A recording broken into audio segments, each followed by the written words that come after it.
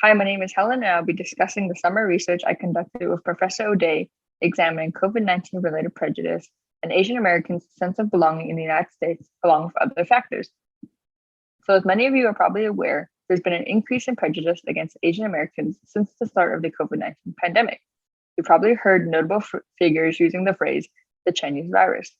In order to understand how this language can affect Asian Americans, we decided to expose participants to this language versus COVID-19 to see if there is any impact on Asian Americans. Asian American participants were shown either one of two flyers, as depicted here. Participants were shown either COVID-19 or the prejudice language, along with imagery that accompanied such phrases. After viewing such flyers, participants were asked to fill out items measuring their perceptions of prejudice increase following the pandemic, along with how participants felt regarding daily discrimination, tolerance and respect from other Americans, the trust in the government and media, along with negative affect. Interestingly, though there was little difference in participants' exposure to the prejudice phrase compared to COVID-19, on average, our participants report an increase in prejudice following the pandemic. Participants who felt an increase in prejudice also reported greater daily discrimination, lack of tolerance and respect from other Americans, lessened trust in the media, along with greater negative affect. We have two guesses as to why our terminology did not find differences.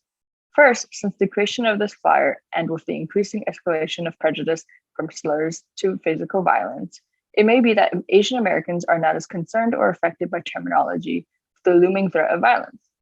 Second, it may be the case that reading a prejudice term may not be as impactful as hearing the phrase in the media or in person. Overall, it is still important to understand how COVID-19 related prejudice can affect Asian Americans, especially since this is an ongoing issue with the pandemic being drawn out. Our research does not necessarily indicate that there is no harm in using such language. To continue this research, we will be expanding the study to see how COVID-related prejudice can affect white Americans' perception of prejudice tolerance and acceptance. Thank you for listening, and thank you to Union College for funding this grant opportunity.